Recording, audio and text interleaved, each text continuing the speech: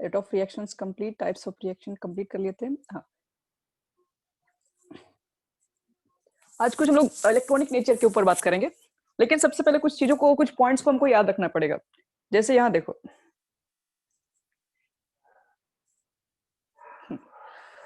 Gold and silver के बारे में बात कर रहे हैं। गोल्ड एंड सिल्वर बोला जा रहा है कि सबसे कम रिएक्टिव मेटल्स होते हैं। वो किसी से रिएक्शंस नहीं करते हैं। अगर आप उसको एयर में छोड़ दोगे कुछ समय के लिए, तो वो उसके ऊपर कोई भी क्रोडेड भी नहीं होते, वो उसके ऊपर कोई जंग भी नहीं लगता, वो जैसे रहते हैं वैसे रह जाते हैं, गोल्ड एंड सिल्वर। लेकिन कहा जा रहा है कि अगर आपने सिल्वर के स्पून को अगर आपने एक्वस कॉपर सल्फेट के सॉल्यूशन में डाल दोगे, तो कह रहा है कि उसके अंदर कोई चेंजिंग नहीं आएगा, no changing will take place लिखा हुआ है। याद रखना, वाटर के अंदर डालोगे तो वाटर से रिएक्शंस होता है, लेकिन क्या रहा, जब कॉपर सल्फेट के एक्वा सॉल्यूशन में डालिएगा तो कोई चेंजिंग वहां पर नहीं होता है। और आप लोगों को पता होना चाहिए कि वाटर जो होता है वो हाइड्रोजन ऑक्सीजन गैस से बना हुआ रहता है, जिसमें से जो हाइड्रोजन गैसेस होते हैं, ये वाटर के ऊपर क्या होता है, कलेक्शन होने लगता है इसका। ये कलेक्शन, क्योंकि वाटर गैस एक तो हाइड्रोजन डिजोल्व नहीं होती है पूरी अच्छी तरीके से वाटर्स के अंदर, और दूसरी बात वो काफी हल्की होती है, इसलिए वो ऊपर रहती है हाइड्रोजन गैसेस। दूसरी बात, हाइड्रोजन जो गैस होती है वो कंबशन को सपोर्ट नहीं करती है। हाइड्रोजन गैस के प्रेजेंस में आप कोई चीजें नहीं जला सकते, उसके लिए आपको क्या चाहिए, ऑक्सीजन गैसेस ही चाहिए। फिर लाइम वाटर को सब लोग देखे होंगे।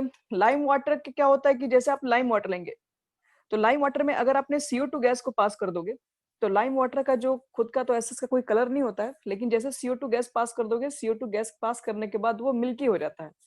तो कभी कभी क्वेश्चन आता है कि लाइम वाटर किसकी वजह से मिल्की शो करता है, तो वो due to presence of CO2, क्योंकि CO2 आने की वजह से ना वो CaOH का होल ट्वाइस में कन्वर्ट हो जाता है।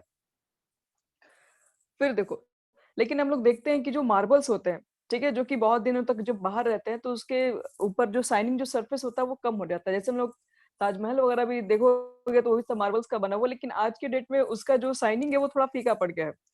तो उसके पीछे मेन रीजन क्या होता है, ऐसा क्यों है, क्योंकि जैसे हम लोग गोल्ड टेम्पल वगैरह जाओगे तो ये सब जो चीजें हैं इसके ऊपर कोई ऐसा रस्ट वगैरह नहीं होता है, क्रोडेट नहीं है ये। लेकिन वही अगर हम लोग मार्बल वाली चीजों को देखें तो वो चीजें बहुत समय के बाद उसके ऊपर क्रोडेट फॉर्म में हो जाती है, उनका जो शाइनिंग सरफेस होता है वो थोड़ा धीमा पड़ जाता है। तो इसके पीछे मेन रीजन क्या होता है, तो देखो, सल्फर जो होता है आपके पास एटमॉस्फेयर में वेपर के फॉर्म में प्रेजेंट होता है और उसका ऑक्सीडेशन O2 के द्वारा हो जाता है, तो ये बन जाता है सल्फर ट्राइऑक्साइड। ध्यान रखना, एटमॉस्फेयर के अंदर होता है सल्फर ट्राइऑक्साइड, और जैसे ही वाटर होता है तो ये वाटर से रिएक्ट कर जाता है, और वाटर से रिएक्ट करके क्या होता है, वो है एसिड रेन में कन्वर्ट हो जाता है, एसिड फॉर्म कर लेता है। कौन सा एसिड है, तो H2SO3 बनता है, इसको सल्फरस एसिड कहते हैं। सल्फरस एसिड तुम्हारा एटमॉस्फेयर में प्रेजेंट होता है, एसिड रेन के तौर पे वो बाहर आता है। आप लोग पढ़े होंगे एसिड रेन, आपसे बहुत बार एग्जांपल में पूछा भी जाता है, क्वेश्चन वगैरह किया जाता है कि एसिड जो रेन होता है उसके अंदर मेनली कौन सी गैसेस होती हैं, तो उसके अंदर दो गैसेस का ज्यादा कंट्रीब्यूशन होता है। एक तो आपके पास ये SO3 सल्फर ट्राइऑक्साइड होती हैं गैसेस, और एक आपके पास होता है नाइट्रस ऑक्साइड भी होता है, जो कि HNO2 बनाता है, सॉरी नाइट्रोजन डाइऑक्साइड। एक ये गैसेस होती हैं और एक सल्फर ट्राइऑक्साइड गैसेस होती है। ये गैसेस क्या करती हैं कि जैसे वाटर होता है, तो वाटर जैसे मान लो कि बारिश वगैरह हो रही है, तो वाटर से रिएक्ट कर जाती हैं, और वाटर से रिएक्ट करने के बाद बना लेती हैं क्या, ये सल्फरस एसिड बना लेती हैं, ये नाइट्रस एसिड बना लेती हैं, और दोनों ही एसिड बन जाता है। तो एसिड क्या करता है कि आपके पास वो जो मार्बल से उससे रिएक्ट कर जाता है। अगर वही गोल्ड टेम्पल रहता तो गोल्ड तो नहीं रिएक्ट करता किसी से भी, लेकिन अगर आपके पास मार्बल से वो रिएक्ट कर जाएंगी, और रिएक्ट करेंगे तो टाइम टू टाइम क्या होगा, उनकी रिएक्शन की वजह से उनकी खुद की जो सरफेस है वो धीरे धीरे फीकी होते चली जाती है। तो ध्यान में रखना, एसिड यहाँ पे दो चीजें आप लोग सीखे, एक तो एसिड जो रेन होता है उसके अंदर दो गैसेस प्रेजेंट होते हैं मेनली, SO3 और nitrous oxide, sorry nitrous oxide नहीं होता है, NO2 गैसेस होता है। और सेकंड चीज आपको बताएं कि जो जो आपके पास जो भी मार्बल्स होती हैं उनको वो क्रोडेट लग जाती हैं। वो क्रोड क्यों हो जाती हैं, क्योंकि उसके ऊपर एसिड पड़ते हैं। क्योंकि जो भी चीजें मान लो बाहर मूर्ति वगैरह भी आप देखोगे, स्टैचू वगैरह जो मार्बल्स के बने रहते हैं, उसके भी बहुत समय के बाद उनका जो शाइनिंग होता है वो बहुत फीका पड़ जाता है, टाइम टू टाइम देखोगे बहुत डल सरफेस हो जाता है। तो यही सब रीजन है, क्योंकि वो तो बाहर है, उनके ऊपर तो डेली डेली नहीं कहो तो कुछ समय के बाद तो बारिश वगैरह उनके ऊपर हमेशा लगना है। वो चीजें अंदर तो पैक नहीं है, अगर अंदर भी पैक होंगी तो भी वो ऑक्सीजन से रिएक्ट करके ऑक्साइड लेयर बना लेती है। ऑक्साइड ही बनाएंगे तो टाइम टू टाइम अगर इसको क्लीन नहीं किया जाएगा तो उनकी सरफेस शाइनिंग उतनी नहीं रहती है। और देखो यहाँ पर केमिकल रस्ट, आपसे क्वेश्चन पूछा जा सकता है केमिकल जो रस्ट होता है वो बेसिक क्या होता है, तो वो हमारे पास फेरिक हाइड्रेटेड फेरिक ऑक्साइड होता है। हाइड्रेटेड फेरिक ऑक्साइड का मतलब होता है Fe2O3, ये फेरिक ऑक्साइड है। और हाइड्रेटेड का मतलब होता है वाटर मॉलिक्यूल्स कितने होते हैं, तो हम एक्स लिख देते हैं यहाँ पर। तो हाइड्रेटेड फेरिक ऑक्साइड्स को बोलते हैं रस्ट, ये इसका केमिकल फॉर्मूला होता है और केमिकल नेम इसका होता है रस्ट, हाइड्रेटेड फेरिक ऑक्साइड को बोलते हैं। और हम बोलते हैं कि when CO2 gas pass through the lime water white precipitate is formed. Lime water का बच्चे लोग कोई खुद का कलर नहीं होता, ये बिल्कुल कलरलेस होता है। आप इसमें CO2 गैस पास करते हैं, तो अभी कुछ देर पहले बताया CO2 गैस पास करने के बाद ये क्या होता है, मिल्की हो जाता है, मतलब व्हाइट प्रेसिपिटेट बनता है। वो व्हाइट प्रेसिपिटेट अगर आप जानना चाहते हैं किसका बनता है, तो कैल्शियम बाइकार्बोनेट का बनता है, CaOH का होल्ट, एक मिनट, हाँ नहीं, CaHCO3 का होल्ट ट्वाइस, इसमें कन्वर्ट हो जाता है ये पहले, फिर बाद में कैल्शियम हाइड्रोक्साइड में भी फॉर्म हो जाता है, फिर बाद में CaOH का होल्ट ट्वाइस बन जाता है, जो कि क्या होता है, व्हाइट कलर का दिखाई पड़ता है हमारा। और dry ice is a solid carbon dioxide. Solid carbon dioxide का पूछा जा सकता है कि क्या होता है फॉर्मूला, तो याद रखना कि सॉलिड कार्बन डाइऑक्साइड को ड्राई आइस भी कहते हैं। ड्राई आइस का भी हम लोग यूज कहाँ करते हैं बताए थे। ड्राई आइस का यूज हम लोग करते हैं कि बहुत सारा कोई चीज अगर आपको कूलेंट करना है, ठंडे करने में इसका यूज किया जा सकता है ड्राई आइस को। तो ये सब इंपॉर्टेंट चीजें यहाँ पे हम लोग को याद रखेंगे। अब देखो इलेक्ट्रॉनिक नेचर के ऊपर बात करेंगे। इलेक्ट्रॉनिक देखो नेचर्स कहने का क्या अर्थ है, देखिए मेटल्स, मेटल्स के आउटर मोस्ट में 1 भी इलेक्ट्रॉन्स होते हैं, 2 भी होते हैं, 3 भी होते हैं, यानी जो आउटर मोस्ट में 1 2 3 इलेक्ट्रॉन्स रखता है वो मेटल्स नेचर का है। और जो आपके पास मेटल्स जिस इलेक्ट्रॉन्स को मतलब जहां भी इलेक्ट्रॉन्स वो रखते हैं उनको सेल्स कहते हैं। इलेक्ट्रॉन्स कहाँ होते हैं, सेल के अंदर होते हैं। सेल्स आपके पास बहुत तरह के होते हैं, के सेल होते हैं, एल सेल होते हैं, एम सेल होते हैं, एन सेल होते हैं, वो बहुत सारे सेल आपके पास होते हैं। तो मेटल्स के साथ क्या रहा है कि जो आउटर मोस्ट में 1 2 3 इलेक्ट्रॉन्स रखते हैं वो मेटेलिक नेचर के होते हैं। और जैसे सोडियम हो गया, इसके आउटर मोस्ट में 1 दिख रहा है, मैग्नीशियम हो गया आउटर मोस्ट में 2, एल्यूमिनियम जो हो गया आउटर मोस्ट में 3, ये सब के सब मेटल्स हैं। जिसके आउटर मोस्ट में आपको 4 दिख रहे हैं, 5 दिख रहे हैं, 6 दिख रहे हैं, ये सब सारे नॉन मेटल्स होते हैं। और hydrogen is a non metals, hydrogen एक खुद का नॉन मेटल्स है, लेकिन इसके आउटर मोस्ट में 1 इलेक्ट्रॉन्स होते हैं। तो याद रखना कि 1 इलेक्ट्रॉन जो प्रेजेंट होते हैं वो तो मेटल्स के होते हैं, लेकिन हाइड्रोजन एक एक्सेप्शनल केस है जिसके आउटर मोस्ट में 1 इलेक्ट्रॉन्स तो है, लेकिन वो एक नॉन मेटल्स है। फिर इसके बाद बस यही चीजें यहाँ पर है। अब देखो मेन चीजें बात करेंगे केमिकल बॉन्डिंग के ऊपर। केमिकल बॉन्डिंग क्या होता है, कोई भी अगर मेटल्स है तो बॉन्डिंग क्यों करना चाहता है। हम लोग बहुत सारे देखिए इतने सारे कंपाउंड्स पढ़े, ये CO2 पढ़ते हैं, SO2 पढ़ते हैं, CaCO3, इतने सारे हमारे पास मान लो बहुत सारे तरह के कंपाउंड्स। ये कंपाउंड्स क्यों बनना चाहते हैं, ये सिंगल ही एलिमेंट्स ऑक्सीजन नाइट्रोजन इसी फॉर्म में ये एग्जिस्ट क्यों नहीं करते हैं। तो देखो यही पर होता है बॉन्डिंग। अगर आपसे कोई पूछे कि केमिकल बॉन्डिंग है क्या, तो chemical bonding is type of attraction, ये एक अट्रैक्शन फोर्स होता है बच्चे लोग। केमिकल बॉन्डिंग अगर आपसे हम पूछे कि CO2 क्या कनेक्टेड है, क्या इसके बीच में कुछ ना कुछ तो होगा, नहीं तो C अलग क्यों नहीं हो जा रहा, O अलग क्यों नहीं हो जा रहा है। यहाँ से CO2 जब बन जा रहा है तो वो एक ही जगह क्यों फिर मूव कर रहा है, CO2 बनने के बाद फिर CO2 कैसे मूव होती है। तो इसका मतलब है कि CO2 जब बन रहा होगा तो इसके पीछे कुछ ना कुछ तो मान लो रीजन भी है। और दूसरी बात, जब ये बन रहा है तो बनने के बाद ये फिर अलग नहीं हो रहा है, इसका मतलब इसके बीच में कुछ फोर्स ऑफ अट्रैक्शन तो है, तभी ये जाके आपस में बंधी हुई रहती है। तो केमिकल बॉन्ड को हम लोग बोलते हैं कि एक तरीके का फोर्स है जो मॉलिक्यूल्स को, जो एटम्स को बांध के रखता है एक ही के अंदर, उसी को केमिकल्स बॉन्डिंग बोलते हैं। और केमिकल बॉन्डिंग चेक करोगे, कोई भी अगर चेक किया जाए कि मेटल्स जो है, चाहे नॉन मेटल्स भी है चाहे मेटलॉइड्स भी है, वो बॉन्डिंग ही क्यों करते हैं, इनके पीछे रीजन क्या है। तो बॉन्डिंग यही वाला बात है कि आपके पास जितने भी मेटल्स होते हैं वो सब सारे क्या है, वो सब सारे के सारे चाहते हैं कि उनके आउटर मोस्ट में 8 कंप्लीट हो, या फिर कोई नोबल गैसेस वाला स्ट्रक्चर को कंप्लीट कर पाए। नोबल गैसेस के बाहर एक तो ट्रू होता है, हीलियम एक्सेप्शनल केसेस ऐसा, बाकी सबके बाहर 8 होता है। तो हर एलिमेंट चाहता है कि हम अपने आउटर मोस्ट में 8 कंप्लीट कर चुके। तो वो 8 हम कंप्लीट करने के लिए, क्योंकि 8 कंप्लीट करने के बाद वो क्या हुआ, रिएक्टिव हो जाएगा, वो सो रिएक्टिव नहीं, वो मोस्ट स्टेबल हो जाएगा, मतलब उसे रिएक्शंस में करने की, पार्टिसिपेट करने की कोई जरूरत नहीं है। रिएक्शन में पार्टिसिपेट नहीं करेगा तो स्टेबल है। आखिर वही चीजें, सिंपल सा बात है कि अगर मान लो कि कोई भी आदमी अगर पढ़ रहा है, आप लोग भी पढ़ रहे हैं, किस लिए पढ़ रहे हैं, तो कल आपको जॉब लगे, जॉब लगे तो आप कुछ काम कर सके, अच्छा पैसा कमा सके और एक अच्छा मतलब लाइफ स्टेबल जी सके। तो इस तरीके से हर एलिमेंट्स के आउटर मोस्ट में अपना 8 कंप्लीट इसलिए वो करना चाहता है क्योंकि वो भी क्या करना चाहता है, वो भी चाहता है कि हमारे पास एक स्टेबल चीजें मिल जाए। तो स्टेबल चीजें तो होती है नोबल गैसेस के पास, क्योंकि स्टेबल होने के बाद अब उसको बार बार किसी और से रिएक्ट करने की कोई जरूरत नहीं है। तो इसलिए केमिकल बॉन्डिंग इसलिए बनती है क्योंकि अपने आउटर मोस्ट में 8 कंप्लीट करने के लिए या तो इलेक्ट्रॉन को डोनेट भी करना पड़ सकता है कभी कभी, या तो इलेक्ट्रॉन को गेन भी करना पड़ सकता है, या तो फिर कभी वो शेयरिंग भी करना पड़ सकता है। ये तीनों चीजें करनी पड़ सकती है। या तो आपको डोनेशन का भी काम करना पड़ सकता है, आपको गेन भी कर सकते हैं, या फिर शेयरिंग भी करते हैं। तो अब देखिए इसी के बेसिस पे इसको क्लासिफिकेशन किया गया है। Electrovalent bond.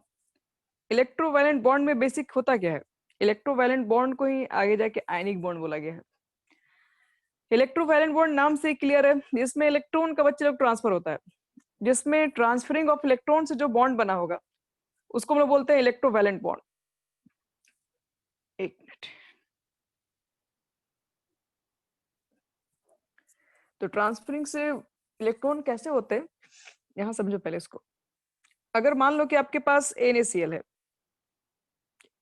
NaCl के बीच में आप देखते हैं कंपाउंड एक NaCl के बीच में कौन सा बॉन्ड है, ये कैसे आपस में एडजस्ट है, कैसे पता करते हैं इसको है? तो देखो यहाँ पर Na क्या करता है, Na के आउटर मोस्ट में 2 8 1 इलेक्ट्रॉन्स होता है, तो ये डोनेट करता है, जिसकी वजह से क्या होता है, इसके ऊपर पॉजिटिव चार्ज हो जाता है। Cl क्या करता है, वो इलेक्ट्रॉन को गेन करता है, जिसकी वजह से वो निगेटिव चार्ज हो जाता है, और पॉजिटिव निगेटिव के बीच में अट्रैक्शन आ जाता है, और इस अट्रैक्शन फोर्स की वजह से ये दोनों आपस में अटैच हो जाता है। तो हम लोग बोल सकते हैं कि जो आपके पास NaCl है ये इलेक्ट्रॉन के ट्रांसफर से बने हैं, मतलब इलेक्ट्रॉन के चेंजिंग से बने हैं। एक इलेक्ट्रॉन इधर से डोनेट किया, एक को गेन किया, तो मतलब यहाँ पे जो भी बना इलेक्ट्रॉन के इधर उधर करने की वजह से हुआ है। तो इस तरह के जो बॉन्ड्स होते हैं उसको इलेक्ट्रोवैलेंट बॉन्ड बोलेंगे, जिसमें इलेक्ट्रॉन एक जगह से दूसरी जगह ट्रांसफर हो, चाहे दूसरी जगह से कहीं भी गेन भी किया जा सकता हो। और इस तरह के बॉन्ड्स को बेसिक हम लोग आयनिक बॉन्ड के भी नाम से जानते हैं। अगर एग्जांपल देखें हम लोग तो NaCl हो गया, KCl हो गया, और ऐसे जनरल कहा जाना, आपको अगर देख के ही पहचानना है कि किस तरह के बॉन्ड्स हैं ये, तो आप केवल चेक कर लो कि इस कंपाउंड्स के अंदर बस Na जो है और Cl जो है, Na क्या हमारे पास है, मेटल्स है, Cl जो है नॉन मेटल्स है।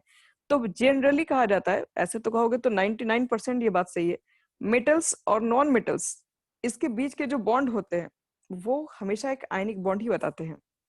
हम देख लिए कि Na मेटल्स है, Cl मेटल्स है, तो इसके बीच के बॉन्ड आयनिक बॉन्ड ही होंगे। ये मेटल्स है, ये नॉन मेटल्स हैं, तो इसके बीच के बॉन्ड आयनिक बॉन्ड होंगे। जैसे सपोज करो CaCl2 है, मेटल्स है, नॉन मेटल्स है, आयनिक बॉन्ड। तो मेटल्स नॉन मेटल्स के बीच में जनरली जो बॉन्ड पाए जाते हैं वो आयनिक बॉन्ड्स होते हैं। अब देखो कोवैलेंट बॉन्ड। तो आयनिक बॉन्ड में आपको पता है कि इलेक्ट्रॉन के ट्रांसफरिंग से बना हुआ है, और जो कोवैलेंट बॉन्ड होता है वो इलेक्ट्रॉन के शेयरिंग की वजह से बनता है। अब इलेक्ट्रॉन की शेयरिंग देखिए क्यों होती है। जैसे कि मान लो कि मेरे पास CH4 है, मीथेन है, कार्बन का एटॉमिक नंबर 6 होता है और हाइड्रोजन का एटॉमिक नंबर 1 होता है। तो कार्बन के बाहर आप इलेक्ट्रॉनिक कॉन्फ़िगरेशन करोगे तो बाहर तो 4 हो जाएगा, तो बाहर 4 रख दो, ये 4 इलेक्ट्रॉन आप बाहर रख दोगे, आपके पास 4 हाइड्रोजन है। क्या करेंगे हम लोग, इलेक्ट्रॉन का शेयरिंग यहाँ से करेंगे, यहाँ से भी करेंगे, यहाँ से भी करेंगे, और यहाँ से करेंगे। क्यों करेंगे? क्योंकि मुझे पता है कि एक हाइड्रोजन को सिर्फ एक ही इलेक्ट्रॉन चाहिए, क्योंकि उसके बाहर एक ही है, और वो हीलियम की तरह बनना चाहता है, क्योंकि वो अब नियोन की तरह नहीं बनेगा। नियोन के आउटर मोस्ट में 10 इलेक्ट्रॉन है, अभी इसको 10 इलेक्ट्रॉन कोई देने नहीं जाएगा, तो इसलिए ये हीलियम की तरह स्टेबल बनना चाहता है, और हीलियम की तरह स्टेबल बनने के लिए उसको सिर्फ एक इलेक्ट्रॉन चाहिए।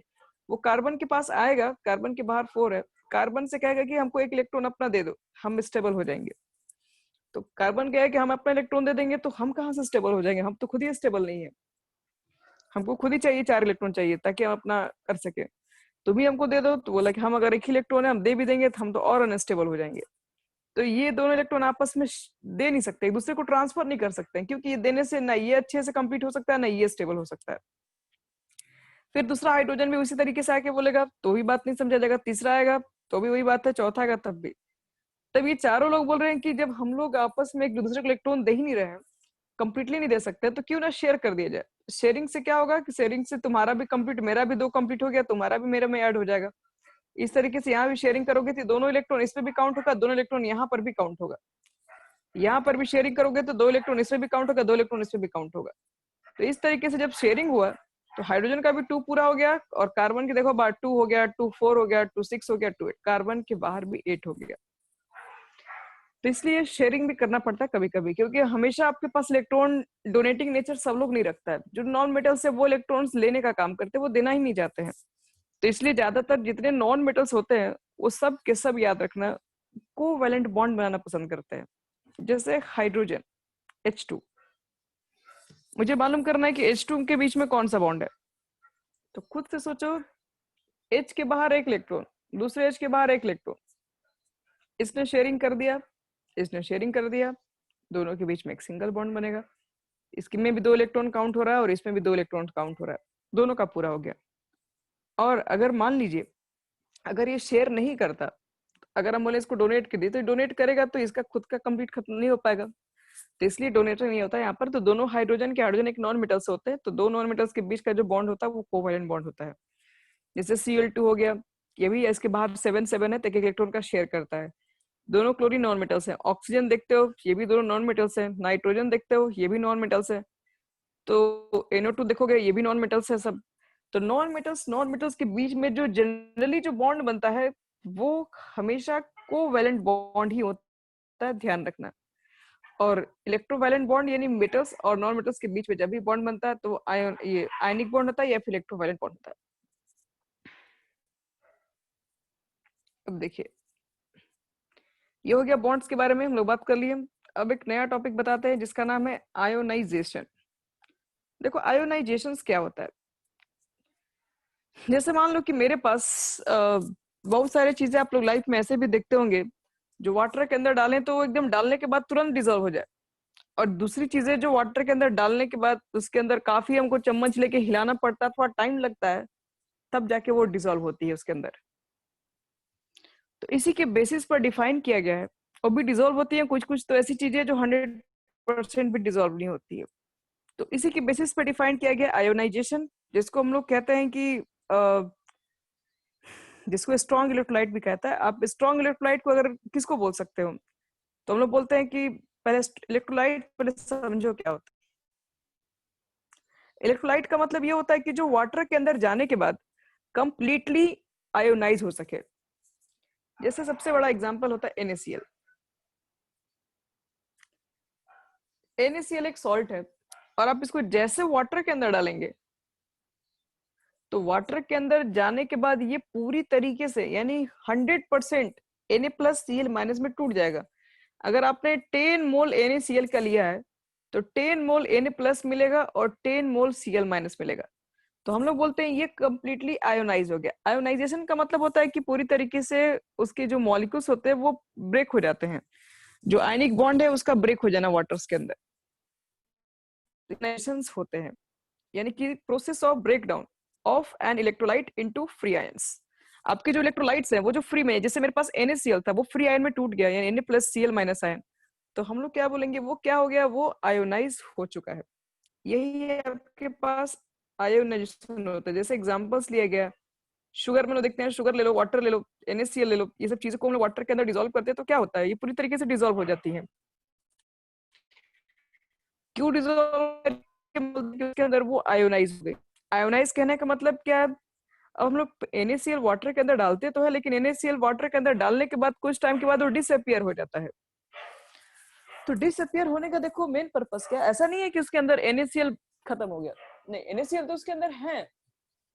तो NaCl फिर कहाँ है, क्योंकि आपको पानी पीने के बाद नमक कुछ ऐसा तो लगता ही है, ऐसा थोड़ी ना, अगर नमक नहीं रहेगा तो फिर अगर आप कहेंगे इसमें NaCl फिर गायब कैसे हो गया। NaCl जो आपके पास होता है Na+ और Cl-, इसकी साइज इतनी ज्यादा छोटी हो जाती है, इतनी छोटी साइज कि वो वाटर मॉलिक्यूल्स के गैपिंग में आ जाती है। वाटर मॉलिक्यूल्स के बीच में क्या होता है, गैप होते हैं, बहुत सारे गैप होते हैं। वाटर मॉलिक्यूल्स के बीच में स्पेस भी होते हैं। जैसे कि मान लो कि तुमने इतना वाटर ले लिया होगा, इसके अंदर 1 चम्मच डालो नमक, डिजोल्व, 2 चम्मच डिजोल्व, 3 चम्मच, 4, ऐसे करते करते बल्कि मान लो 1 घंटे तक यही काम कर रहे हो, तो एक टाइम ऐसा भी आ जाएगा कि डिजोल्व होना बंद हो जाएगा आपके पास। ऐसा नहीं है कि आपको जिंदगी भर डिजोल्व करोगे, डिजोल्व होते ही रहेगा। एक टाइम ऐसा भी आ जाएगा कि डिजोल्व जो होगा वो बंद हो जाएगा, पूरी तरीके से बंद हो जाएगा। तो इसका मतलब ये है कि डिजोल्व होना क्यों बंद हो गया। अगर डिजोल्व होता है तो फिर होना अगर बंद हो गया, इसका मतलब है कि वाटर मॉलिक्यूल के बीच में कुछ गैपिंग है, कुछ उनके बीच में फ्री स्पेस होते हैं। और आपके पास जो आप NaCl डाल रहे हो वो आयोनाइज हो जाता है, उसके साइज जो होते हैं वो बड़े होते हैं। पहले तो आप इनिशियल डालते हो तो तुरंत आयोनाइज नहीं होते हैं, उसको टाइम लगता है क्योंकि उसके साइज थोड़े पार्टिकल्स बड़े होते हैं। वो जब आयोनाइज होता है, जैसे Na+ और Cl- के आयन में जब वो टूट जाता है तो साइज बहुत छोटी होने की वजह से उनके गैपिंग के बीच में चला जाता है और इतनी छोटी साइज होती है कि हम उसको देख भी नहीं पाते हैं। तो इसी प्रोसेस को बोलते हैं आयोनाइजेशन कहा जाता है। और एक ऐसे भी इसको देखो बोलते हैं, एक होता है तुम्हारे पास सेचुरेटेड होता है और एक होता है अनसेचुरेटेड। तो सेचुरेट का देखो मतलब यही होता है आपके पास है, जैसे कि मान लो कि हम लोग इसके अंदर NaCl डिसॉल्व कर रहे हैं, लेकिन एक टाइम ऐसा आ जाएगा कि डिसॉल्व होना ही बंद हो जाएगा। तो जिस टाइम पर डिसॉल्व होना बंद हो जाए तो उसी को बोलते हैं, आप जो सोल्यूशन बना लिया वो एक सेचुरेटेड सोल्यूशन है। अगर आपके पास एक सेचुरेटेड सोल्यूशन है तो उसमें आप no more of solute can added further, अब वापस इसमें ऐड ही नहीं कर सकते हैं अगर सेचुरेटेड सोल्यूशन होगा तब। अगर अनसेचुरेटेड है तो इसमें अभी और भी 2 चम्मच ऐड किया जा सकता है, उस तरह के सॉल्यूशन को बोलते हैं अनसेचुरेटेड। तो NaCl आपके पास दिखाई पड़ रहा है कि स्ट्रॉन्ग इलेक्ट्रोलाइट है क्योंकि वाटर के अंदर पूरी तरीके से जाके ब्रेक हो जाता है Na+ में Cl- में। तो क्या बोलते हैं हम लोग है, NaCl आयोनाइजेशन हो गया। इसी तरीके से मान लो हमारे पास KCl है, KCl भी एक स्ट्रॉन्ग इलेक्ट्रोलाइट होता है, इसको भी वाटर के अंदर डालोगे तो ये भी स्ट्रॉन्ग है, तो 100% K+ और 100% Cl- देगा। तो इसको बोलेंगे कि वाटर के अंदर ये भी आयोनाइज हो चुका है। Ionic compounds are insoluble in alcohol. Ionic compound तो बच्चे वाटर के अंदर सॉल्युबल होते ही है, लेकिन आयनिक जो कंपाउंड है वो इनसॉल्युबल होते हैं। इनसॉल्युबल कहाँ होते हैं, तो अल्कोहल वगैरह में डाल दीजिएगा, तो अल्कोहल वगैरह में आप लोग डाल देंगे तो आयनिक कंपाउंड अल्कोहल में डिसॉल्व नहीं हो सकता है। जो आयनिक कंपाउंड है वो वाटर में तो डिसॉल्व हो जाता है।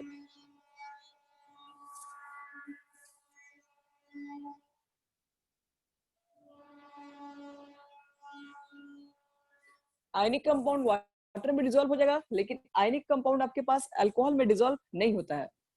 अब कहा जाए क्यों डिसॉल्व नहीं होता है, देखिए अल्कोहल जो होता है, आयनिक जो आपके पास कंपाउंड है, आयनिक कंपाउंड आयन में टूटते हैं, और जो आपके पास वाटर होता है वो भी आयन में ब्रेक होता है H+OH- में आयन में। तो आयनिक आयनिक जगह घुलेगा। जैसे कि मान लो कि कहा जाता है कि पोलर सब्सटेंस पोलर में ही डिसॉल्व होता है, इसको कहते हैं डिसॉल्व लाइक डिसॉल्व, जो जैसा है वैसे जगह घुलता है। तुम अगर मान लो कि बहुत ज्यादा कोई, अगर किसी का नेचर बहुत शर्मिला है तो वो उसी के साथ जाके ज्यादा घुलेगा मिलेगा, जिसका खुद का वैसा ही नेचर दूसरे लोग को मिले। सबके साथ कोई भी इंसान नहीं मिल सकता, घुल मिल सकता, उसको लगेगा कि हाँ ये बिल्कुल मेरे जैसा है, तो उसके साथ वो थोड़ा सा चाहेगा, बात उत कर सकता है, उससे चाहेगा तो वो घुल मिल सकता है। तो इसका मतलब है कि जो जैसा होता है वो अपने ही जैसे लोग खोजते हैं, अपने ही लोग जैसे साथ सेट होते हैं। तो सेम काम यहाँ पर भी होता है। लाइक डिसॉल्व लाइक का मतलब होता है कि अगर आपके पास NaCl एक आयनिक कंपाउंड है तो वो भी वही डिसॉल्व होगा जहां पर इसको इसी तरह का नेचर मिलेगा। तो वाटर के पास ऐसा नेचर होता है, इसलिए वाटर के अंदर डिसॉल्व हो जाता है। लेकिन अगर यही अल्कोहल लेके जाओगे, अल्कोहल्स जो होते हैं वो आयनिक नेचर के नहीं होते हैं। तो आयनिक नेचर्स के नहीं है तो ये आयन में ब्रेक होते नहीं है, इसलिए NaCl को आप अल्कोहल्स के अंदर डालोगे। अल्कोहल छोड़ो ना, आप लोग घर में जो ऑयल यूज करते हैं, वो एक ऑयल ले लो, एक आप कप में ले लो, उसके अंदर आप सॉल्ट डाल के देखो, डिसॉल्व नहीं होगा। तो इसका मतलब है क्या, ऑयल्स जो आपके पास है वो एक पोलर सब्सटेंस नहीं है, वो एक नॉन पोलर है, उनके अंदर कोई चार्जेस नहीं होती है, उनके अंदर कुछ आयोनाइजेशन नहीं होती है, जबकि NaCl के अंदर आयोनाइजेशन होती है। तो हम लोग बोल सकते हैं कि NaCl जो है, यानी कि जो आयनिक कंपाउंड्स होते हैं वो वाटर के अंदर डिसॉल्व होते हैं, लेकिन जो आपके पास कोवैलेंट कंपाउंड होते हैं जो कि शेयरिंग से बनते हैं, वो वाटर में अच्छे से डिसॉल्व नहीं होते हैं। मतलब डिसॉल्व होते हैं थोड़ा बहुत, ऐसा नहीं कह सकते हो कि बिल्कुल नहीं होते, लेकिन उतने अच्छे से डिसॉल्व नहीं होंगे जितने आयनिक कंपाउंड होते हैं। पहली बात तो ये। दूसरी बात ये भी याद रखना कि जो आपके पास आयनिक कंपाउंड होता है, आयनिक कंपाउंड्स के मेल्टिंग पॉइंट्स और बॉइलिंग पॉइंट बहुत ज्यादा हाई होता है। अब ऐसा क्यों है, आओ देखो इसका रीजन समझा रहे हैं। जैसे मान लो कि आपके पास NaCl है, तो NaCl कैसे बना हुआ है, तो Na+Cl- के अट्रैक्शन की वजह से बना हुआ है, और इनके बीच का जो अट्रैक्शन है ये बहुत पावरफुल अट्रैक्शन होता है, स्ट्रॉन्ग इलेक्ट्रोस्टैटिक अट्रैक्शन होता है।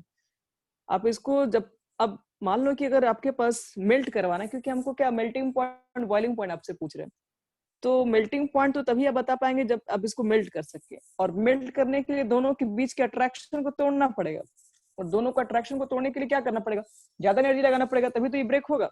इसका मतलब ज्यादा हीट देना पड़ेगा, ज्यादा हीट दोगे तो टेम्परेचर बढ़ेगा, टेम्परेचर बढ़ेगा तो मेल्टिंग पॉइंट्स भी बढ़ेगा। तो इसलिए बोल सकते हैं कि जो आयनिक कंपाउंड्स होते हैं वो strong electrostatic force of attraction से बंधे होते हैं, जिसकी वजह से उनकी मेल्टिंग पॉइंट्स और बॉइलिंग पॉइंट्स काफी ज्यादा हाई हो जाती है। उसी तरीके से हम लोग कोवेलेंट कंपाउंड देखते हैं, कोवेलेंट कंपाउंड को हम लोग इजिली तरीके से मेल्ट कर सकते हैं। तो कोवेलेंट कंपाउंड याद रखना कि उसको हम लोग आसानी से मेल्ट कर सकते हैं, लेकिन वही आयनिक कंपाउंड जो होता है वो इजी तरीके से मेल्ट नहीं किया जा सकता है। दूसरी बात, एक चीज और लास्ट याद रखना कि आयनिक कंपाउंड का यूज हम लोग इलेक्ट्रिसिटी पर्पस में कर सकते हैं। क्यों? क्योंकि इसको वाटर के अंदर डालने के बाद ये आयन में ब्रेक हो जाते हैं। एक चीज याद रखो तुम लोग, प्योर अगर वाटर आपके पास है तो प्योर वाटर के अंदर कहा जाता है कि उसके अंदर अगर आप इलेक्ट्रिक करंट भी पास कर देंगे तो आपको लाइट वगैरह नहीं मारने वाला है, कोई फर्क नहीं पड़ता उसके अंदर है, क्योंकि उसके अंदर आयोनाइजेशन होता है पर बहुत कम होता है, बहुत कम। याद रखना वो अर्थ ही नहीं, आपको अर्थ से नहीं मिलना चाहिए। आप मान लीजिए कि एक ग्लास वगैरह ले लो, ऐसा खैर काम मत करना, थोड़ा बहुत होगा तो झटका तो मिल ही जाएगा। फिर ग्लास वगैरह ले लेंगे, अगर इसमें प्योर वाटर है, याद रखना प्योर होना चाहिए, और इसके अंदर आपने इलेक्ट्रिक करंट मान लो कि आप सप्लाई कर दिया इसी के अंदर, और इसके अंदर आप इसको टेस्ट करेंगे तो इसके अंदर आपको वाटर का करंट जो मिलेगा वो बहुत कम मिलेगा। क्यों मिलेगा? क्योंकि वाटर 100% उतने अच्छे आयोनाइजेशन नहीं शो करते, कम करते हैं, बहुत कम। लेकिन अगर इसी में अगर आप सॉल्ट डाल दें, NaCl, वाटर के अंदर सॉल्ट डाल दो, और सॉल्ट डालने के बाद फिर उसके बाद उसके अंदर इलेक्ट्रिक वायर डाल दो और उसको लाइट से कनेक्ट कर दो, करंट आएगा। फिर इसमें जो करंट आएगा, इस बार गलती से भी हाथ नहीं जाना चाहिए, क्योंकि इस बार बहुत स्ट्रॉन्ग करंट फील होने वाला है। क्यों फील होगा? देखिए, वाटर के अंदर क्या होगा, वाटर के अंदर पहले तो आपके पास H+ OH- आयन थे, जो कि पूरी तरीके से ब्रेक नहीं होते अच्छे से, इसलिए थोड़ा बहुत ही ब्रेक होंगे आयन। तो आपको जो करंट लगा, आप यहाँ से हाथ से टच कर रहे हैं, तो ये करंट यहाँ पर कैसे मूव करेगा? आयन के थ्रू मूव करता है, आयन वहां जाएगा तो करंट मूव होगा वहां तक। तो आपका हाथ जब उसके अंदर गया तो ये वाला जो आपके पास आयन थे उतने ज्यादा नहीं थे, इसलिए आपके पास उतने ज्यादा नहीं पहुंच पाएंगे। लेकिन NaCl डालोगे तो NaCl तो एक स्ट्रॉन्ग इलेक्ट्रोलाइट है, तो वहां पर जैसे ही आप डालेंगे वैसे आपको करंट फील तुरंत बहुत ज्यादा तेजी से होगा, क्योंकि वह सारे आयन तुरंत ब्रेक हो जाते हैं। तो वही आपको आयन तक, आपके हाथ तक पहुंच जाएगा इजी तरीके से। तो कह सकते हैं आयनिक कंपाउंड के बारे में कुछ प्रॉपर्टीज। आयनिक कंपाउंड के बारे में बताएं कि सबसे पहले तो ये strong electrostatic force of attraction से बंधे होते हैं, जिसकी वजह से इसकी melting point, boiling points high आती है। गुड कंडक्टर ऑफ इलेक्ट्रिसिटी, क्योंकि आसानी से आयोनाइज हो जाती है, आसानी से आयन में कन्वर्ट हो जाती है, और आयन में कन्वर्ट हो जाएंगी तो इलेक्ट्रिसिटी को आसानी से कंडक्ट कर लेती है। दूसरी बात बताएं, ये वाटर्स के अंदर ही सोलुबल होती है, ये वाटर के अंदर सोलुबल होंगी। आप केरोसिन में डाल दें इसको, या फिर नॉन पोलर सॉल्वेंट में, पेट्रोल में, डीजल वगैरह में डाल दो, या फिर अल्कोहल में डाल दो, ये वहां पर सोलुबल्स नहीं होती है। चलो, अब इसके बाद हमारा नेक्स्ट टॉपिक है जिसका नाम है ऑक्सीडेशन। चलो, हमारा नया टॉपिक इसमें देखिए, ऑक्सीडेशन के बारे में लोग क्या क्या जानते हैं।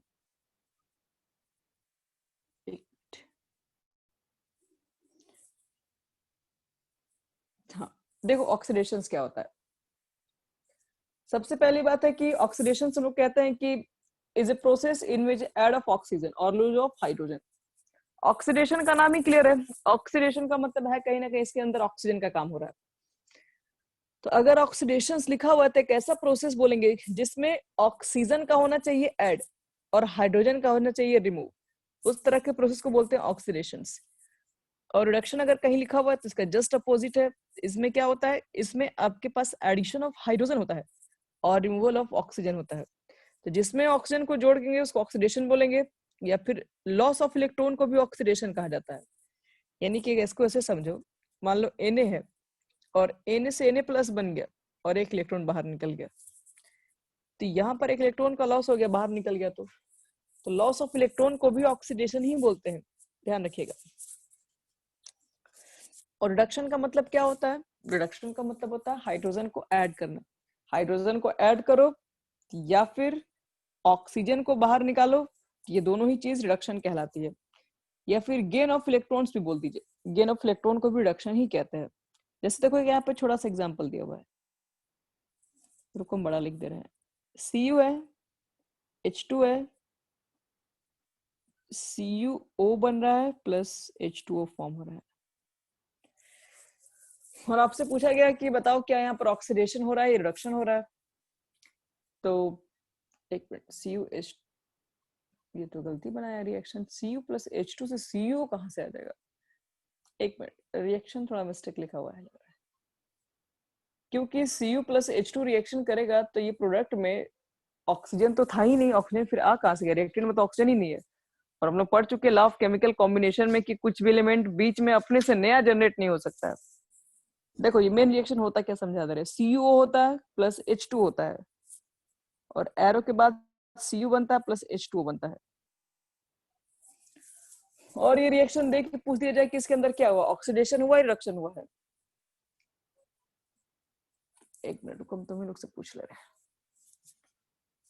CuO प्लस H2, एरो के बाद Cu प्लस H2O।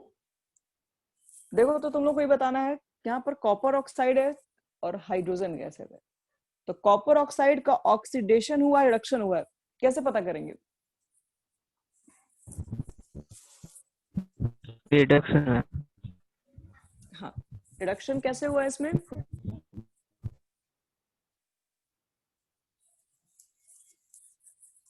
रिडक्शन आप बोल रहे हैं किस बेसिस पे? Due to loss of oxygen. Oxygen. चलो वेरी गुड। यहाँ पे ऑक्सीजन था और यहाँ आते आते ऑक्सीजन कंप्लीट निकल गया, तो यहाँ पर रिडक्शन हुआ। और H2 का क्या हुआ यहाँ पे? ऑक्सीडेशन। यहाँ पर ऑक्सीजन का एडिशन हो गया। एक और एग्जांपल दे रहे हैं, आप लोग चेक करना उसमें किसका ऑक्सीडेशन है। ZNO है प्लस C है और जिंक प्लस CO बन गया। इस पे देखो किसका ऑक्सीडेशन है, किसका रिडक्शन हो रहा है? जिंक ऑक्साइड का रिडक्शन हुआ था। कार्बन और कार्बन का ऑक्सीडेशन, क्योंकि कार्बन में ऐड हो गया ऑक्सीजन। चलो एक क्वेश्चन और देखिए, थोड़ा सा different. MnO2, manganese dioxide, 4HCl, और ये आपस में रिएक्ट करके बनाता है MnCl2 plus Cl2 plus H2O। इसमें चेक करो यहाँ पर किसका ऑक्सीडेशन, किसका रिडक्शन हुआ।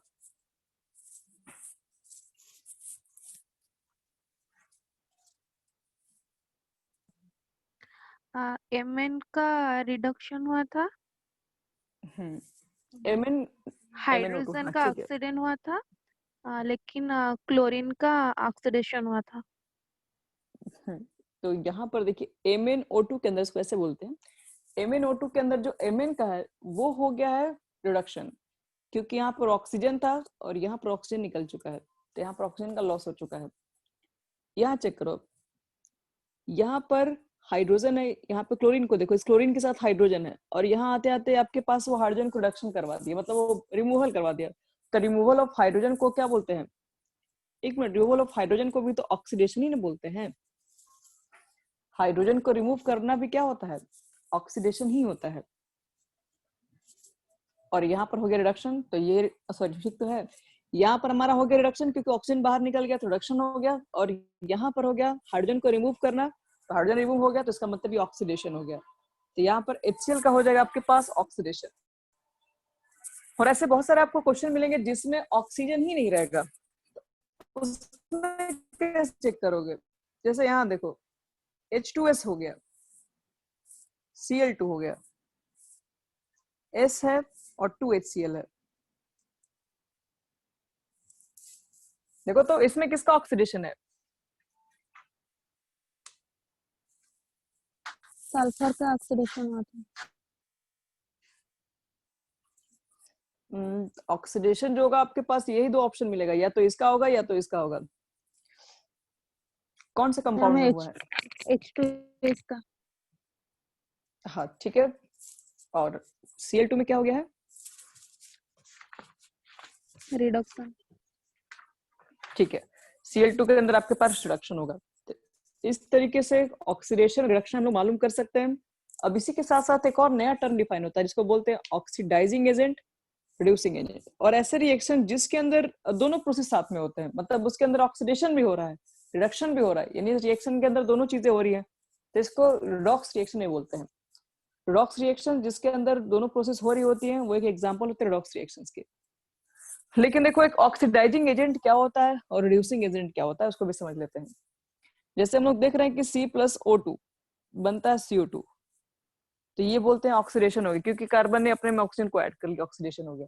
ठीक है, तो जिसका ऑक्सीडेशन होता है याद रखना वो रिड्यूसिंग एजेंट के तौर पे काम करता है। इसका डेफिनेशन ही जस्ट अपोजिट है। अगर आपसे कोई पूछे ऑक्सीडाइजिंग एजेंट क्या है तो आपको सिर्फ क्या करना है कि इस रिएक्शन के अंदर चेक ये करना है कि किस सब्सटेंस का रिडक्शन हो रहा है, वही ऑक्सीडाइजिंग एजेंट होगा। जैसे कि एग्जांपल रुको हम दे रहे हैं इसी के अंदर। हाँ यहाँ देखो, जैसे मान लो कि हमने ले लिया CuO प्लस H2 और Cu प्लस वाटर ले लिया अगर हम लोग, और क्वेश्चन ये पूछा जाए कि इसके अंदर ऑक्सीडेशन नहीं ऑक्सीडाइजिंग एजेंट कौन सा है, ऐसे क्वेश्चन घुमा के दे दिया जाएगा। तो पहले आप चेक कर लो कि ऑक्सीडेशन कहाँ, रिडक्शन कहाँ पे हो रहा है। तो H2 से H2 हो रहा है तो ये ऑक्सीडेशन है।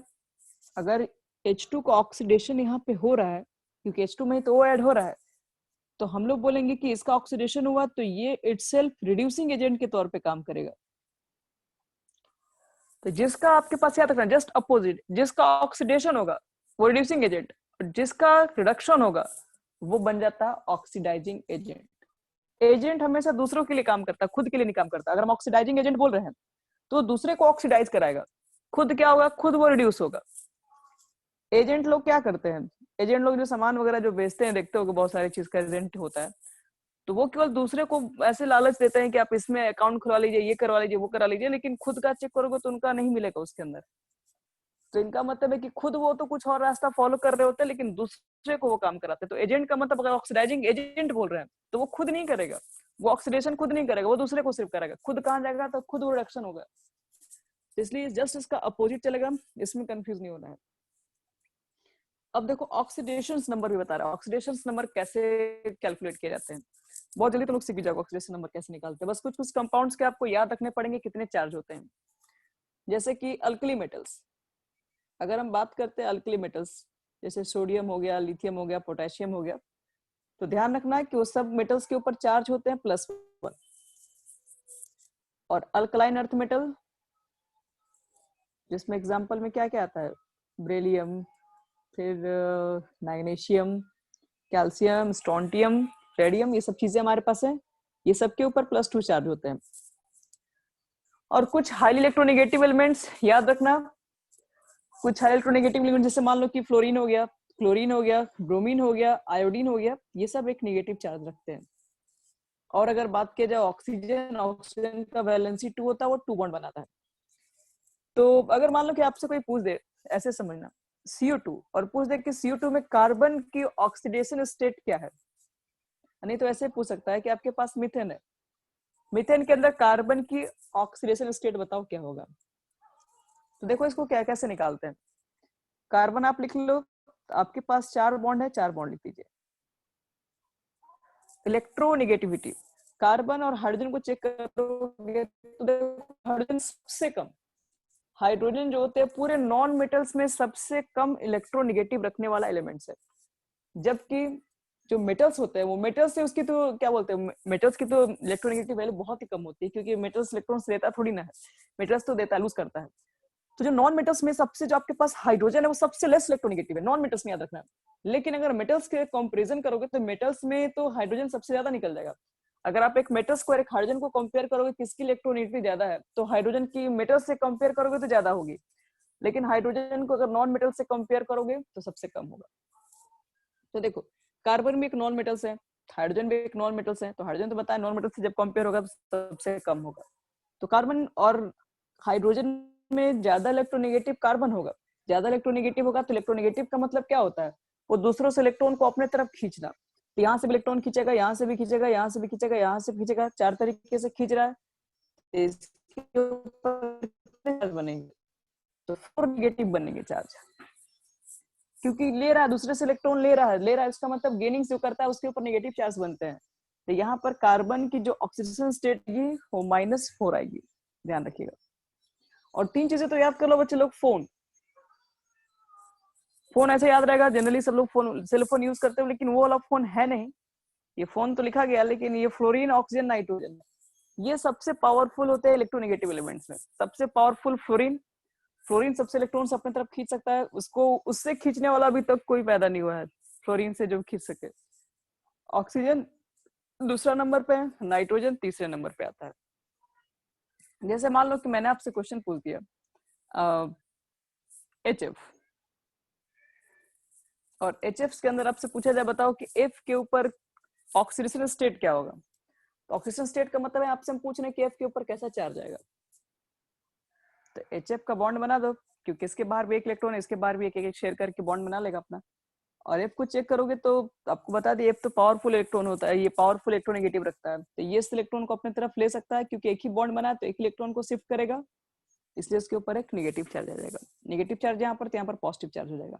जैसे मान लो आपसे कोई पूछा गया कि CO2 के अंदर कार्बन के बताइए कि ऑक्सीजन स्टेट क्या होंगे, तो कार्बन को मिडिल में रख देना, डबल बॉन्ड बना लेगा ऑक्सीजन, क्योंकि ऑक्सीजन की वैलेंसी 2 होती है।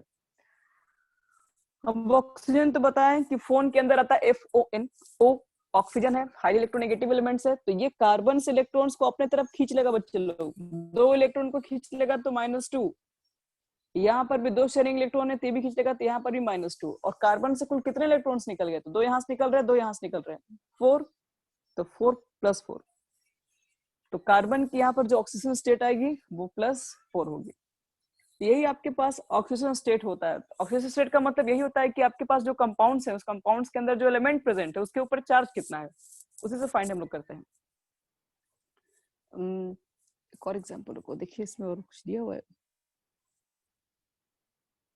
यहाँ तो सिंपल क्वेश्चन है। जैसे यहाँ देखो, कभी कभी आपको ऐसे भी निकालने के लिए एक और तरीका सिखा रहा है। MnO2 है, मुझे मालूम करना है कि Mn की ऑक्सीजन स्टेट क्या होती है, मुझे नहीं आता है कैलकुलेट करने, मुझे बॉन्डिंग नहीं आता है। मान लीजिए आपको बॉन्डिंग करने नहीं आ रहा है, तो जिसको निकालना है ना उसको X मान लो, और ऑक्सीजन के ऊपर चार्ज कितना आता है -2, तो -2 लिख दो। कितना ऑक्सीजन है 2 से मल्टीप्लाई कर दो। ओवरऑल चार्जेस क्या ऊपर है, कुछ नहीं है, 0 कर दो। X की वैल्यू कितनी आ जाएगी, इधर -4 दे जाएगा तो +4, तो यहाँ पर Mn की जो ऑक्सीजन स्टेट आ जाएगी वो +4 हो जाएगी। जैसे अभी हम CO2 का निकाल रहे थे, बिना स्ट्रक्चर के भी एक्सप्लेन कर सकते हैं। C को X मान लेंगे, ऑक्सीजन का चार्ज होता है -2, -2 × 2 = 0, तो X की वैल्यू हो जाएगी 4। तो ये भी एक तरीका, अगर आप स्ट्रक्चर नहीं याद है तो आप उसको X मान लेंगे, लेकिन चार्ज तो याद रखना ही पड़ेगा, फिर चार्ज कितने होंगे, बिना चार्ज के आप नहीं बना पाएंगे। फिर जैसे यहाँ देखो H2SO4, और आपसे पूछा गया बताइए कि इस पे S का ऑक्सीजन स्टेट कितना होगा, सिर्फ S का, तो S का चेक करना है, जिसको चेक करना है उसको X मान लेना। हाइड्रोजन का 1, 2 है, 2 से मल्टीप्लाई कर दो।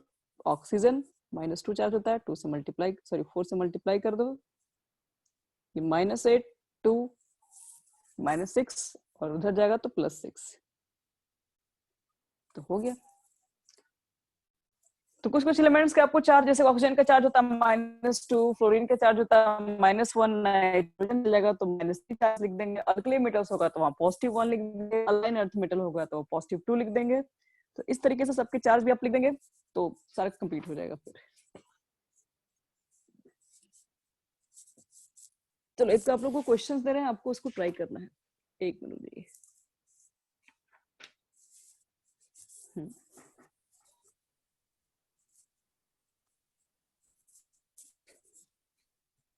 एक मिनट।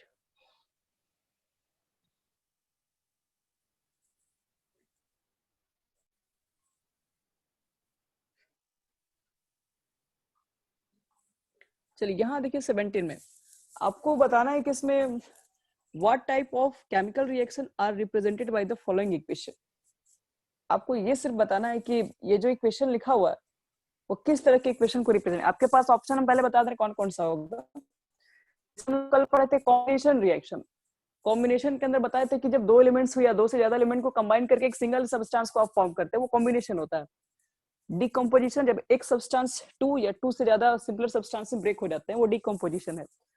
डिस्प्लेसमेंट, जब एक सब्सटेंस दूसरे कंपाउंड्स के मेटल्स को डिस्प्लेस कर सकता है, उसके स्थान पे वो चला जाएगा, तो वो डिस्प्लेसमेंट रिएक्शन है। डबल डिस्प्लेसमेंट में दोनों एक दूसरे को डिस्प्लेस कर रहे होते हैं।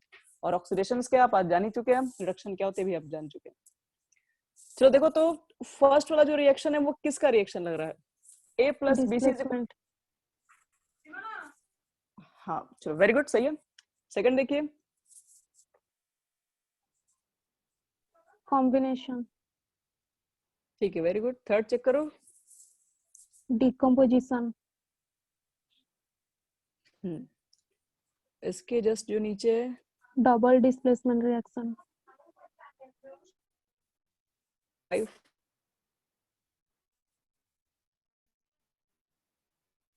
मैम डबल डिस्प्लेसमेंट, 5 में डबल डिस्प्लेसमेंट हो रहा है।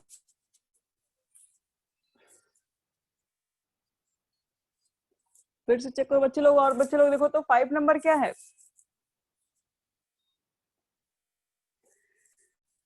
सिंगल डिस्प्लेसमेंट है या डबल डिस्प्लेसमेंट है? यहाँ पर A2O3 है और यहाँ पर सिर्फ एक ही आपके पास एलिमेंट है ना कंपाउंड। सिंगल डिस्प्लेसमेंट, यहाँ पे तो बता है 20 नंबर में। फर्स्ट कौन सा रिएक्शन है?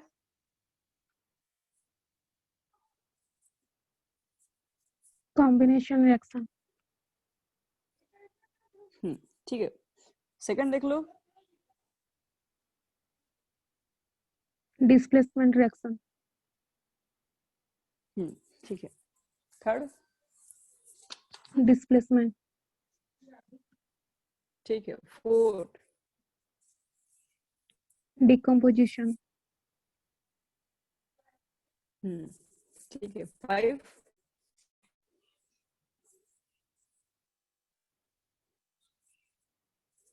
डबल डिस्प्लेसमेंट, ठीक है, दोनों सही है सब। अब देखिए कुछ एमसीक्यू क्वेश्चन आपको हम दे रहे हैं, थोड़ा सा मेहनत करना पड़ेगा। यहाँ देखो इस क्वेश्चन को लो, थोड़ा सा लाइट करना पड़ेगा।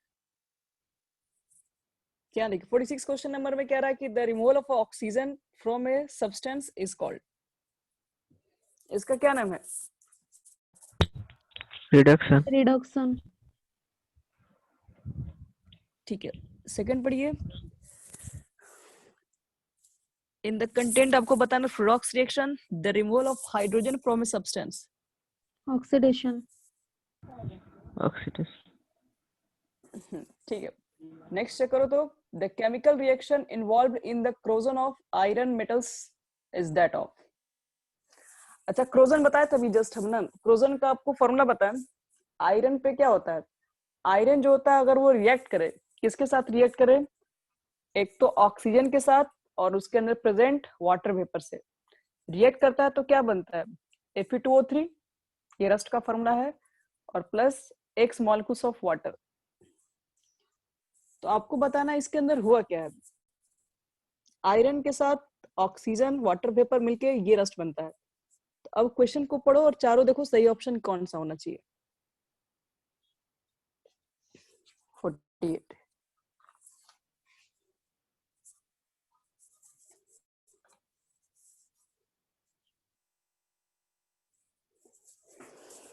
यहाँ पे फिर से रिएक्शन को लिख दे रहे हैं, मान लीजिए कंफ्यूज हो रहे होंगे तो। Fe O2 रहता है और आपके पास वाटर वेपर भी प्रेजेंट रहता है एटमॉस्फेयर में, और तभी जाके तो रस्ट लगता है। Fe2O3 और X मॉलिक्यूल्स ऑफ वाटर। चलो तो ऊपर वाले रिएक्शंस को देख के बताओ कि चारों ऑप्शन में कौन सा करेक्ट होना चाहिए। Ma'am oxidation as well as combination, option number C, C, सही है। ऑप्शन नंबर सी होना चाहिए बच्चे लोग। देखो क्यों, एक तो ऑक्सीडेशन हो रहा है, क्योंकि ऑक्सीडेशन हो रहा है तभी तो Fe का रस्ट लग रहा है, क्योंकि ऑक्सीजन से रिएक्ट कर रहा है वो है। तो रस्ट लगने के पीछे ऑक्सीडेशन तो होता ही होता है। लेकिन यहाँ पर आप देखेंगे कि कॉम्बिनेशन के बाद जो बन रहा है वो सिंगल सब्सटेंस भी बन रहा है। तो एक कॉम्बिनेशन रिएक्शन, एक कॉम्बिनेशन का ही तो डेफिनेशन है, दो चीज कंबाइन होकर एक सिंगल सब्सटेंस में कन्वर्ट हो जाए। चलो अब तुम लोग को 49, रेंसिडिटी, हाँ रेंसिडिटी होता है। रेंसिडिटी देखो मतलब होता क्या है, जैसे मान लो कि यहाँ पर भी होता ऑक्सीडेशन ही है। अब बहुत सारे ऐसे कोई चीजें जिसके अंदर ऑयल्स वगैरह पार्टिकल्स प्रेजेंट होते हैं, उसको बहुत दिनों तक अगर छोड़ दोगे खुले एरिया में, तो वो क्या होता है, उसके ऊपर देखोगे अनप्लीजेंट उसके अंदर स्मेल क्रिएट होने लगते हैं। जैसे मान लो कि आपके पास कोई पूरी वगैरह है जिसके अंदर काफी ऑयली मटेरियल्स है, उसको बहुत लंबे समय तक छोड़ोगे तो देखोगे कि उसके ऊपर कुछ बहुत समय के बाद वो स्मेल भी उसके अंदर आने लगता है, उसके ऊपर कुछ कुछ बैक्टीरिया वगैरह भी बैठने लगता है। तो वो सब जो चीजें, वो एसिडिटी मतलब वो चीजें ऑक्सीडेशन की वजह से ही होती हैं। तो ऑक्सीडेशन हर जगह अच्छा नहीं है, ऑक्सीडेशन का नुकसान भी बहुत ज्यादा होता है। जैसे आयरन के ऊपर रस लग जाना, तो आयरन का भी एक बहुत बड़ा नुकसान है। रेंसिडिटी, आपकी बहुत सारे फूड जो आइटम्स होते हैं जिसके अंदर ये रेंसिडिटी क्रिएट हो जाता है बहुत समय तक ऑक्सीडेशन होने के बाद। तो रेंसिडिटी का मतलब यही होता है जिसके टू टेस्ट वगैरह में जो चेंजिंग आ जाता है, जो डेवलप हो जाता है, जो खराब स्मेल आने लगता है, वो ऑक्सीडेशन की वजह से ही होता है। याद रखना, इसको रेंसिडिटी कहा है। रेंसिडिटी को कम बहुत तरह के उपाय किए जाते हैं, जैसे कि ऑक्सीडेशन ना हो। ऑक्सीडेशन किसकी वजह से होता है? ऑक्सीजन की वजह से होता है। ऑक्सीजन अगर आप लोग जो चिप्स वगैरह, कुरकुरे, ये सब जो लेस पैकेट जो बनाए जाते हैं, उसके अंदर नाइट्रोजन गैसेस भरे जाते हैं ताकि ये चीजें जल्दी आप जल्दी ये चीजें ऑक्सीडेशन ना होने दे। ऑक्सीडेशन अगर हो गया तो वो चीजें खराब हो जाएंगी। अगर आपके पास कुछ भी चीज, अगर खाने वाले मटेरियल्स अगर आप छोड़ दोगे कुछ समय तक, तो उस ऑक्सीजन से रिएक्ट करके वो तुरंत आप देखोगे कि उसका टेस्ट बेकार हो जाता है। तो वो ऑक्सीडेशन हो गया। ऑक्सीडेशन को रोकने के लिए हम लोग बहुत तरह तरह की चीजें करते हैं। पहले तो 2 चीजें यूज करते हैं, आप उसको ध्यान में रखिएगा। 2 इंपॉर्टेंट चीजें हैं जिसका नाम होता है कि BHA और BHT। BHA का मतलब होता है ब्यूटिलाइटेड हाइड्रोक्सी एनिसोल।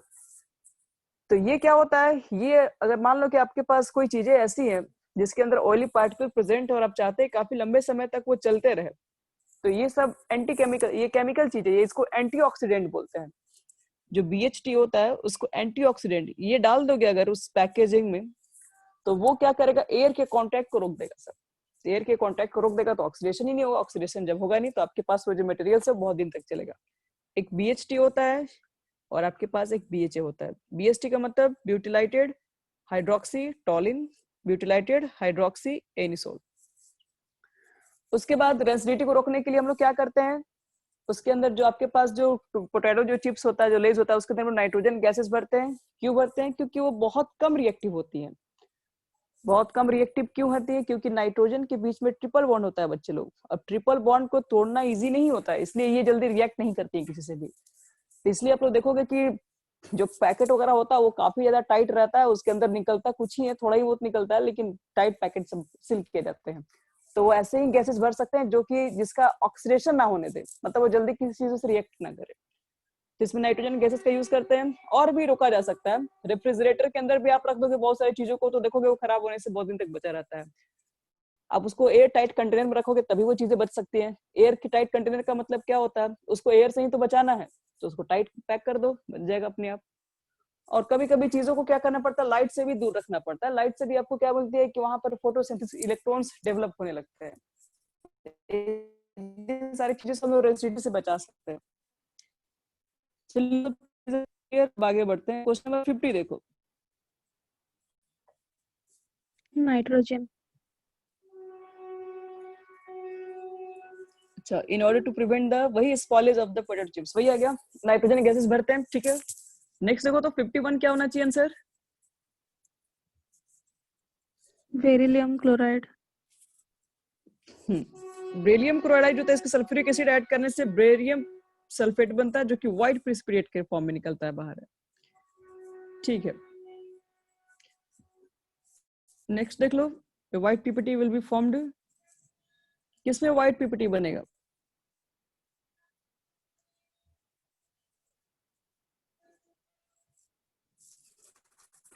हम सिल्वर नाइट्रेट। ठीक है, वेरी गुड। सिल्वर नाइट्रेट के केस में याद रखना कि जो सिल्वर क्लोराइड होता है वो भी एक व्हाइट प्रेसिपिटेट ही बनाता है। आप AgNO3 को अगर मान लो सॉल्ट से रिएक्शन करोगे तो AgCl बनता है। AgCl एक व्हाइट प्रेसिपिटेट के फॉर्म में बाहर निकलता है। 53 चेक करो फटाफट क्या होगा।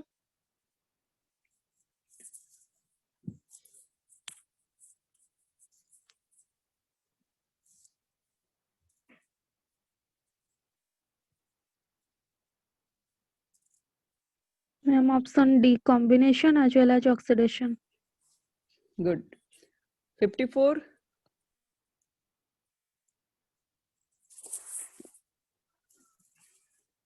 reduction reaction which is exothermic. एक मैम मिनट। नहीं, option D oxidation reaction which is exothermic. हाँ, रेस्पिरेशन तुम्हारा होता है कि ऑक्सीडेशन रिएक्शन होता है, जिसमें हम लोग क्या करते हैं, रेस्पिरेशन रिएक्शन के अंदर आपके पास जो ग्लूकोज रहता है वो कन्वर्ट होता है CO2H2 के अंदर, और इसके साथ साथ एनर्जी डेवलप होती है। ठीक है, ये ऑप्शन नंबर याद रखना, रेस्पिरेशन इंपॉर्टेंट रिएक्शन भी होता है। 55 चेक करो। Silver chloride. ये लाइट के कंडेंस में डिकम्पोज हो जाती है। और लास्ट चेक कर लो जो तुम लोग, अच्छा लास्ट का तो ऑप्शन ही नहीं है हमारे पास है।